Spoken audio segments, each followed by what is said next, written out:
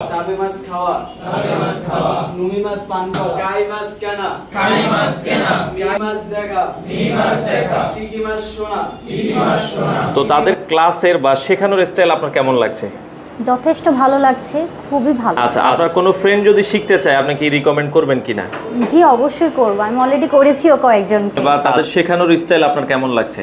অনেক ভালো, টিচাররা অনেক ফ্রেন্ডলি, পড়ানো বোঝানো।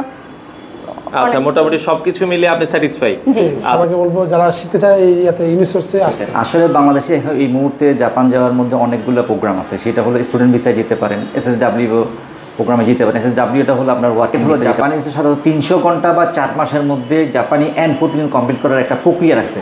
আমাদের সর্বোচ্চ চেষ্টা থাকে 300 ঘন্টা বা 4 মাসের মধ্যে জাপানি ল্যাঙ্গুয়েজটা N4 পর্যন্ত কমপ্লিট করা। এবং যারা আমাদের সাথে শিক্ষায় নিবিষ্ট আছে তারা কিন্তু ট্রেন্ড আপ হলো জাপান, এবং তারা কিন্তু জাপানে একসময় থাকতো। আমি সম্পূর্ণভাবে আপনাকে এসি রুমের মাধ্যমে, সোজা কথা এসি রুমের মাধ্যমে শিক্ষার যে পরিবেশ, একটা ছেলে বা একটা মেয়ে জাপান সম্বন্ধে জানার জন্য, ক্ষেত্রে মেয়ে এবং ছেলে উভয়জনের জন্য আমাদের কিন্তু হোস্টেল সুবিধা আছে।